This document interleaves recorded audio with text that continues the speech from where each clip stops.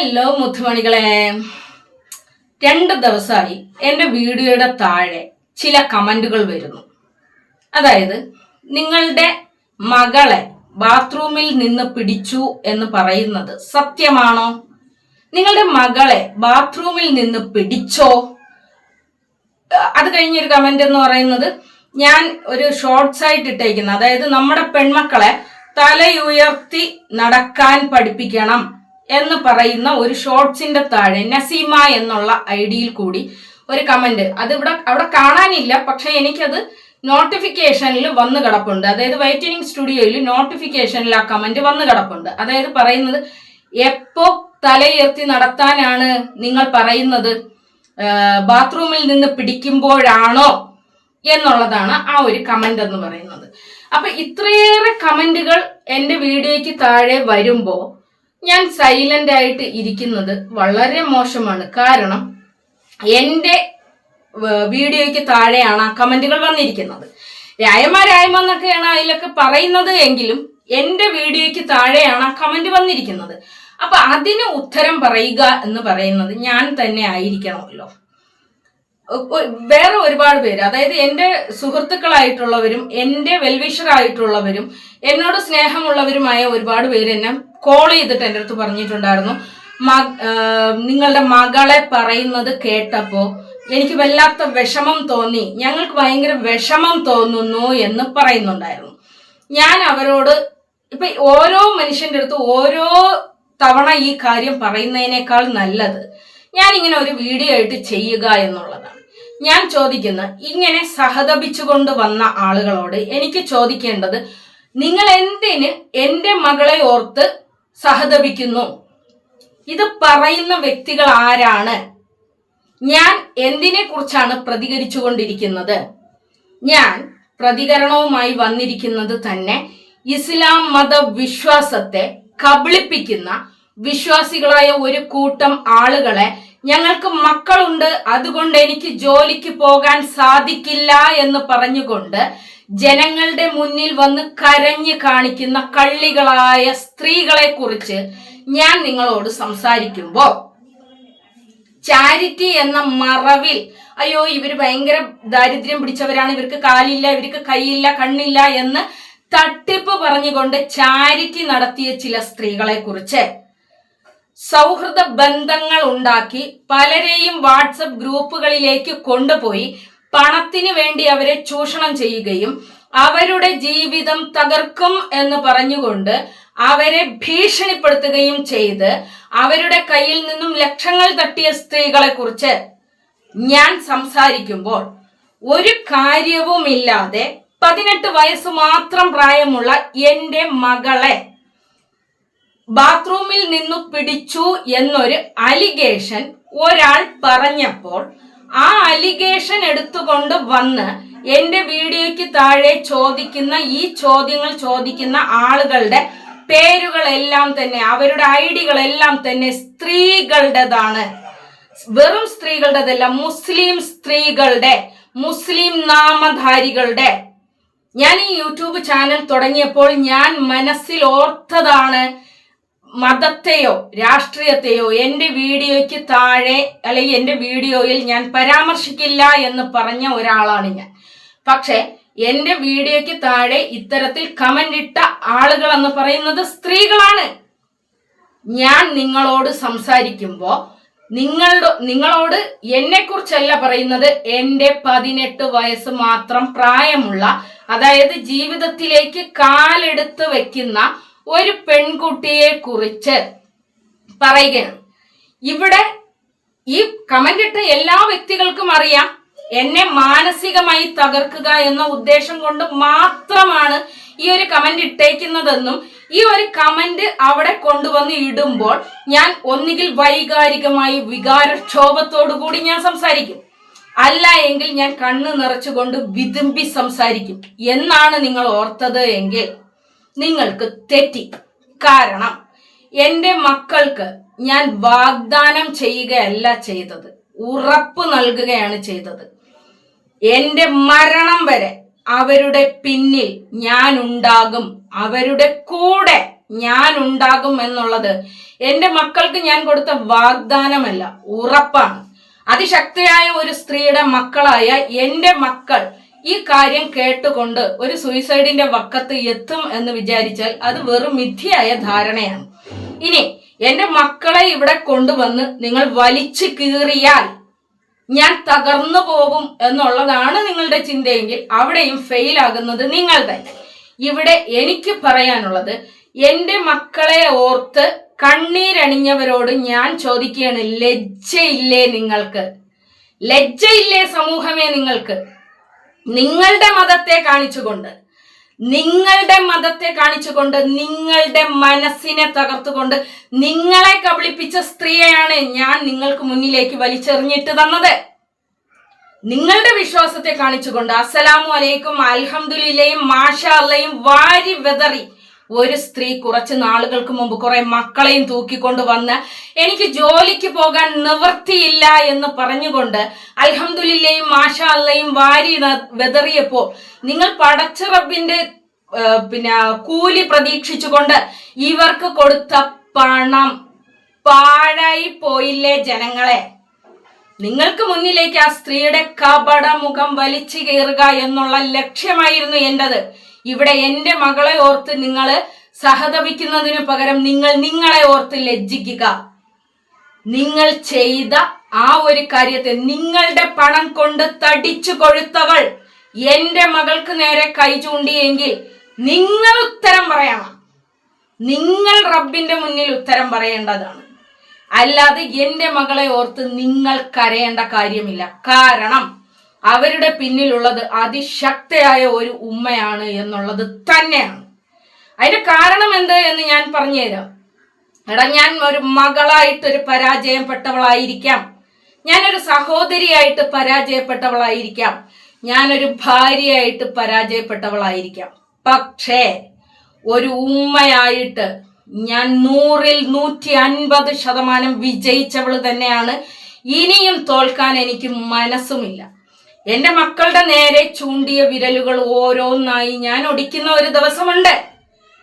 ഇന്നും എന്റെ അമ്മയെ വേശ്യയെ എന്ന് വിളിച്ച ഒരു സ്ത്രീയുണ്ട്. ആ സ്ത്രീയുടെ അത്രയും മോശപ്പെട്ട ഒരു സ്വഭാവം വലിച്ചു കീറി ജനങ്ങളിലേക്ക് ഇട്ടുകൊടുത്തൊരു വ്യക്തിയാണ് ഞാൻ. അതുപോലെ തന്നെ എന്റെ മക്കളുടെ നേരെ ചൂണ്ടിയ വിരലുകൾ ഓരോന്നോരോന്നായി ഞാൻ ഒടിക്കും. ഓരോന്നായിട്ട് ഞാൻ ഒടിക്കും. ഇപ്പോഴും ഞാൻ നിങ്ങളോടാണ് ചോദിക്കുന്നത്, എന്റെ കുടുംബം, എന്റെ സമൂഹം, ഞാൻ വളർന്നു വന്ന എന്റെ സമൂഹം എന്റെ നേരെ ചിലപ്പോൾ ചൂണ്ടുമായിരിക്കും. നിന്നോട് ഞങ്ങൾ പറഞ്ഞതല്ലേ നീ ആക്രമിക്കപ്പെടുമെന്ന്. നീ ഞങ്ങളെ വെല്ലുവിളിച്ചു കൊണ്ടുപോയ സമൂഹം നിന്നെ വലിച്ചു കീറുന്നത് നീ കാണുന്നില്ലേ എന്ന് എന്റെ കുടുംബവും എന്റെ സമൂഹവും നിങ്ങൾക്ക് നേരെയാണ് വിരൽ ചൂണ്ടുന്നത്. അല്ലാതെ എനിക്ക് നേരെയല്ല, നിങ്ങൾക്ക് നേരെ. നിങ്ങളുടെ വിശ്വാസത്തിലേക്ക് ഞാൻ വന്നു എന്ന ഒറ്റ കാരണം കൊണ്ട് ഈ ചതി ഇങ്ങനെ നടക്കുന്നു എന്ന് ഞാൻ പറഞ്ഞതിന്റെ പേരിൽ അൽഹംദുലില്ലയും മാഷാ അല്ലയും അസ്സലാമു അലൈക്കും പറഞ്ഞുകൊണ്ട് വരുന്ന സ്ത്രീകൾ എന്നെ ആക്രമിക്കുന്നത് നിങ്ങളുടെ നേരെ എന്റെ സമൂഹം നിങ്ങളുടെ നേരെ വിരൽ ചൂണ്ടും. അല്ലാതെ എനിക്ക് യാതൊരു കുഴപ്പവും വരാൻ വേണ്ടിയിട്ട് പോകുന്നില്ല. ഇപ്പോഴും ഞാൻ വിജയിച്ചു തന്നെയാണ് നിൽക്കുന്നത്. അതായത് ഒരു സമൂഹത്തിനെ, ഒരു വിശ്വാസ സമൂഹത്തിനെ കബളിപ്പിച്ച ഒരു സ്ത്രീ, വിശ്വാസ സമൂഹത്തിനെ മക്കളെ കാണിച്ച് കബളിപ്പിച്ച ഒരു സ്ത്രീ, അവരുടെ സ്വന്തം മക്കളെ കാണിച്ച് കബളിപ്പിച്ച ഒരു സ്ത്രീ, അവർ അവരുടെ മകളെ കാണിച്ച് നിങ്ങളെ കബളിപ്പിച്ചിട്ടുണ്ട്. ആ മകൾ എവിടെ? ഒരു ഉദ്യോഗസ്ഥരുടെ മുന്നിലേക്ക് ഒരു സംഭവം വന്നു കഴിഞ്ഞാൽ അവർ അത് അന്വേഷിച്ചിട്ടായിരിക്കും നിയമ നടപടി നേരിടുന്നത്. എന്തുകൊണ്ട് ആ സ്ത്രീയുടെ മകളെ ആ സ്ത്രീയിൽ നിന്നും മാറ്റി എന്നുള്ളതിനെ കുറിച്ച് നിങ്ങൾ ആരും ചിന്തിക്കുന്നില്ലേ? അവളെ വന്ന് വെളുപ്പിക്കുന്ന കുറെ ആൾക്കാരെ ഞാൻ കണ്ടിട്ടുണ്ടായിരുന്നു. ഉമ്മയുടെ പക തീർക്കുന്നതാണ് അവളോട് എന്ന് പറയുന്ന ആളുകളോട് പുച്ഛമല്ല. എനിക്ക് ശരിക്ക് പറഞ്ഞാൽ നിങ്ങളെയൊക്കെ അപമാനമാണ്. നിങ്ങളൊക്കെ സ്ത്രീ സമൂഹത്തിന് അപമാനമാണോ? ഒരു കുട്ടി പച്ചയ്ക്ക് വന്ന് പറയുകയാണ് എന്റെ ഉമ്മയോടൊപ്പം എനിക്ക് നിൽക്കാൻ താല്പര്യമില്ല. ഒരു പെൺകുട്ടി പച്ചയ്ക്ക് വന്ന് പറയുകയാണ് എന്റെ ഉമ്മയോടൊപ്പം എനിക്ക് നിൽക്കാൻ താല്പര്യമില്ല. നിങ്ങൾ പറയുകയാണ് ഇല്ല, നീ അവരോടൊപ്പം തന്നെ നിൽക്കണം. ചൈൽഡ് ലൈൻ വരെ എത്തിയ കേസിൽ വിധി വന്നത് ആ കുട്ടിയുടെ അമ്മുമ്മയോടൊപ്പം ജീവിക്കണമെന്നാണ്. നിങ്ങൾ ആലോചിച്ചു നോക്ക്. കുറെ അധികം ഉദ്യോഗസ്ഥരെല്ലാം ഇതിനെക്കുറിച്ച് അന്വേഷിച്ച് അവസാനം വന്ന വിധി എന്ന് പറയുന്നത് ആ കുട്ടിയുടെ അമ്മുമ്മയോടൊപ്പം താമസിക്കണമെന്നുള്ളതാണ്. ലോകത്ത് ഒരിടത്തും നടക്കാത്തൊരു കാര്യം. അമ്മ ജീവിച്ചിരിക്കുന്നുണ്ട് എങ്കിൽ, അച്ഛൻ ജീവിച്ചിരിക്കുന്നുണ്ട് എങ്കിൽ, ഇവരുടെ രണ്ടുപേരുടെ ആരുടെയെങ്കിലും സംരക്ഷണത്തിൽ പോകേണ്ടുന്ന പെൺകുട്ടി സ്വന്തം അച്ഛനും അമ്മയും ജീവിച്ചിരിക്കുമ്പോൾ അവരുടെ അമ്മുമ്മയുടെ സംരക്ഷണയിൽ പോയി എങ്കിൽ അതിനെന്ത് കാരണം എന്നുള്ളത് ചിന്തിക്കാനുള്ള വിവേകം നിങ്ങൾക്കില്ലല്ലോ എന്നാലോചിച്ചിട്ട്, എന്റെ മകളെ രാത്രി ലൈവുകളിൽ വലിച്ചു കീറുന്നു എന്ന് പറയുന്നു. ആര് എന്നുള്ളത് നിങ്ങളൊന്ന് ആലോചിച്ചു നോക്ക്. ആ പുള്ളിക്കാരൻ എന്ന് പറയുന്നത് മറ്റൊരു സ്ഥലത്ത് ജോലി ചെയ്തിരുന്ന ഒരു വ്യക്തി. സ്വന്തം ഭാര്യയുടെ തല തല്ലിപ്പൊളിച്ച് ആ പെൺകുട്ടിയെ നിത്യരോഗിയാക്കിയ ഒരുത്തൻ. സ്വന്തം മകന് ഒരു നേരത്തെ അന്നം പോലും കൊടുക്കാൻ വേണ്ടിയിട്ട് കഴിവില്ലാത്ത ഒരു ചെറ്റ. അവനെ പിടിച്ചതോ ഇവളുടെ വീട്ടിന്റെ ബെഡ്റൂമിനകത്ത് നിന്ന്. നിങ്ങൾ ഇസ്ലാമിക സമൂഹമേ, നിങ്ങൾ ലജ്ജിക്കൂ. നിങ്ങളുടെ മുന്നിൽ വന്ന് ഞാൻ ഇസ്ലാമാണ് എന്നും ഞാൻ മതത്തിന്റെ അങ്ങേയറ്റത്ത് കിടക്കുന്ന അൽഹംദുലില്ലക്കാരിയാണ് എന്നും പറഞ്ഞുകൊണ്ട് നിങ്ങളുടെ മുന്നിൽ വന്ന് കളവ് പറഞ്ഞവളുടെ അടുക്കളയ്ക്കകത്ത് നിന്ന് പൊക്കിയവനെ ആര്? ഞാനാണോ? ഷെഫീന താത്തയാണോ? ഈ ലോകത്തുള്ള ആരെങ്കിലുമാണോ? അവളുടെ സ്വന്തം ഉമ്മ. ശരി, സ്വന്തം ഉമ്മ കളവ് പറയുന്നു എന്ന് തന്നെ വരട്ടെ. ആ നാട്ടുകാരോ, ആ പോലീസ് സ്റ്റേഷനോ? എന്നിട്ട് ആ പോലീസുകാർ എന്താണ് ചെയ്തത്? ആ പാതിരാത്രിയിൽ ആ കുടിയനോടൊപ്പം ഈ പെൺകുട്ടിയെയും ഇവളെയും വിട്ടു. ആ പോലീസുകാരടക്കം ഈ ഒരു ക്രൈമില് പാർട്ടാണ്. ഈ ഒരു കുടിയനോടൊപ്പം വിട്ടു. എന്നിട്ടും നിങ്ങൾ വന്ന് എന്നോട് ന്യായീകരിക്കുന്നു അവർ നിക്കാഹ് കഴിച്ചവരാണ്, അവർ കാമുകന്മാരല്ല എന്ന്. അങ്ങനെയാണെങ്കിൽ എവിടെ, ഏത് പള്ളിയിൽ അവർക്ക് ബുക്കുണ്ട്? അവർക്ക് ഏത് പള്ളിയിൽ മാസവരിയുണ്ട്? അവരേത് പള്ളിയുടെ അംഗമാണ്? എന്നിട്ട് നിക്കാഹ് കഴിച്ചു അത്ര. കാമുകന്മാരാണ്. ഈ കാമുകൻ പല ലൈവുകളിലും പല സ്ത്രീകളുടെയും ഗുഹ്യസ്ഥാനത്തെ വർണ്ണിക്കുകയും സ്ത്രീ ഒരു സെക്സ് ടോയ് ആണ് എന്ന തരത്തിൽ സംസാരിക്കുകയും ചെയ്തവനാണ്. ഇവനെ കുറിച്ച് ഇവന്റെ കൂടെ ജീവിക്കുന്നു എന്ന് പറയുന്ന ഈ അൽഹംദുലില്ലാ താത്ത തന്നെ വന്ന് പറയുന്നു അവൻ ക്രിമിനൽ ആണ്, അവന്റെ പേരിൽ 308 കേസ് കിടപ്പുണ്ട്, അവൻ പല സ്ത്രീകളുമായിട്ടും സെക്സ് ചെയ്തിട്ടുണ്ട്, അവൻ പല ഹോട്ടലുകളിലും പല പെണ്ണുങ്ങളെയും കൊണ്ടുപോയി ജീവിച്ചിട്ടുണ്ട്, അവൻ മറ്റൊരു വീട്ടിൽ താമസിച്ചുകൊണ്ടിരിക്കുമ്പോൾ ഇവളുടെ കൂടെ ജീവിച്ചു കൊണ്ടിരുന്ന ഈ പുള്ളിക്കാരൻ ഇവളെ ഉപേക്ഷിച്ച് സരിത എന്ന് പറയുന്ന മറ്റൊരു സ്ത്രീയോട് സംസാരിക്കുന്ന വോയിസ് റെക്കോർഡുകൾ അവർ പബ്ലിക്കാക്കിയിട്ടുണ്ട്. ആ വോയിസ് റെക്കോർഡുകളിൽ അവനോട് അനുകമ്പ കാണിക്കുന്ന ആ ലവർ എന്ന് പറയുന്ന ആ സ്ത്രീയോട് പോലും നിനക്കാരാടി കസ്റ്റമർ ഞായറാഴ്ചയായിട്ട് എന്ന് ചോദിക്കുന്ന തരത്തിൽ സ്ത്രീയെ വെറും ഒരു ഭോഗവസ്തുവായി കാണുന്ന, സ്വന്തം ഉമ്മാനെ പോലും ഒരു ഭോഗവസ്തുവായി സമൂഹത്തിന്റെ മുന്നിലേക്ക് കൊണ്ടുവന്നിട്ട് രസിക്കുന്ന ആ ചെറ്റയായ ആള് എന്റെ മകളെ കുറിച്ച് അനാവശ്യം പറഞ്ഞു എന്ന് കേട്ടപ്പോ നിങ്ങൾക്ക് സങ്കടം വന്നു. നാണമില്ലേ സമൂഹമേ? നിങ്ങൾക്ക് ലജ്ജയില്ലേ? വെറും 18 വയസ്സുള്ള ഒരു പെൺകുട്ടിയെ കുറിച്ച് പറഞ്ഞപ്പോ അത് കേട്ട് രസിച്ചിട്ട് ഒന്നും ചെയ്യാൻ നിങ്ങളെ കൊണ്ട് കഴിയില്ല എന്ന് പറഞ്ഞുകൊണ്ട് എന്റെ വാട്സപ്പുകളിലേക്കും എന്റെ വീഡിയോയുടെ താഴെയും വന്ന് കിടന്ന് നിങ്ങൾ പറയുകയാണ് ഞങ്ങൾക്ക് ആ പെൺകുട്ടിയെ ആലോചിച്ചപ്പോൾ ഞങ്ങൾക്ക് സഹതാപം തോന്നുന്നു എന്ന്. ലജ്ജയില്ലേ സമൂഹമേ? ഒരു പെൺകുട്ടി സൂയിസൈഡ് ചെയ്താൽ ആ പെൺകുട്ടിക്ക് വേണ്ടിയിട്ട് ഘോരം സംസാരിക്കുന്ന യൂട്യൂബേഴ്സ് ഉള്ള ചരിത്രം, യൂട്യൂബേഴ്സ് ഉള്ള ഒരു കേരളത്തിൽ ഒരു 18 വയസ്സുള്ള +2 പഠിക്കുന്ന ഒരു പെൺകുട്ടിയെ വലിച്ചു കീറി തിന്നുന്ന ഒരു തെണ്ടി ചേറ്റ കുടിയനായ ഒരുത്തൻ വലിച്ചു കീറി തിന്നപ്പോ നിങ്ങൾ വന്ന് സഹതപിക്കുന്നു എന്നോട്. ലജ്ജയില്ലേ സമൂഹമേ? നിങ്ങൾക്ക് ലജ്ജയില്ലേ? ഇതേ പുള്ളിക്കാരൻ ഉപദ്രവിച്ചു എന്നതിന്റെ പേരിലാണ് ആ പെൺകുട്ടിയുടെ പേരിൽ കേസ് കിടക്കുന്നത്. ഇവളുടെ മകൾ, നിങ്ങൾ എന്തിനാണ് ക്യാഷ് കൊടുത്തത്? അവൾക്കൊരു വീട് വെക്കാനെന്ന് പറഞ്ഞുകൊണ്ട് അവൾ നിങ്ങളുടെ മുന്നിൽ സമീപിച്ചത് എന്ത് പറഞ്ഞുകൊണ്ടാണ്? എൻ്റെ മക്കൾക്ക് സേഫായി കയറി കിടക്കാൻ ഒരു വീട് വേണം, നിങ്ങൾ എന്നെ സഹോദരിയായി കണ്ട് നിങ്ങൾ എനിക്ക് ഉദാരമായ സംഭാവനകൾ ചെയ്യണം, സഹായം ചെയ്യണം എന്ന് പറഞ്ഞുകൊണ്ട്. അതേ വീടിനുള്ളിൽ ഇപ്പോൾ അവളുടെ മകൾ എവിടെ? ആ മകൾ എവിടെ? അതേ വീടിനകത്ത് തന്നെയല്ലേ ഇവൾ ഈ കാമുകനെ വിളിച്ചു കയറ്റിയത്? ലജ്ജയില്ലേ സമൂഹമേ? നിങ്ങൾക്ക് ലജ്ജയില്ലേ? നിങ്ങൾ കൊടുത്ത പണം കൊണ്ട് അവൾ തിന്നു കൊഴുത്ത് എൻ്റെ കുഞ്ഞിന്റെ നേരെ കുതിര കയറി. എൻ്റെ മക്കളെ വളർത്തുന്നത് ഞാനാണ്. എൻ്റെ മക്കളുടെ നേരെ ഒരാക്രമം ഉണ്ടായാൽ ആ അക്രമം എങ്ങനെ ചെറുക്കണം എന്നുള്ളത് എനിക്ക് നന്നായിട്ടറിയാം. ഒരു നിയമത്തിന്റെയും സഹായം തേടി ഞാൻ പോകില്ലടോ. ഒരു നിയമത്തിന്റെ സഹായവും തേടി ഞാൻ പോകില്ല. പണ്ടൊരിക്കൽ ഒരു തേവിടിശയായ സ്ത്രീ എൻ്റെ അമ്മയെ വിളിച്ചു, നിന്റെ അമ്മ റെയിൽവേ സ്റ്റേഷനിൽ കിടന്ന് പിഴച്ചല്ലേടി പെറ്റത് എന്ന്. പിഴ ആരാണ് എന്നുള്ളത് ഞാൻ തെളിയിച്ചു. അതുപോലെ തന്നെ എൻ്റെ മകളെ പറയുന്ന ആ സ്ത്രീ സ്വന്തം മകളെ കൂടെ നിർത്താൻ കഴിയാത്തവളാണ്. സ്വന്തം മകളെ സംരക്ഷിക്കാൻ യോഗമില്ലാത്തവളാണ്. സ്വന്തം മകൾ ഇപ്പോൾ എവിടെ?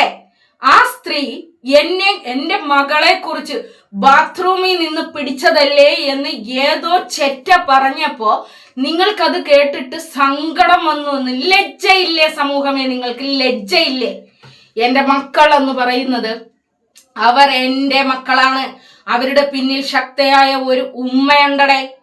എൻ്റെ മക്കൾക്ക് എന്ത് പ്രശ്നം വന്നാലും ഞാൻ അത് അവർക്ക് കൊടുത്ത ഉറപ്പാണ്.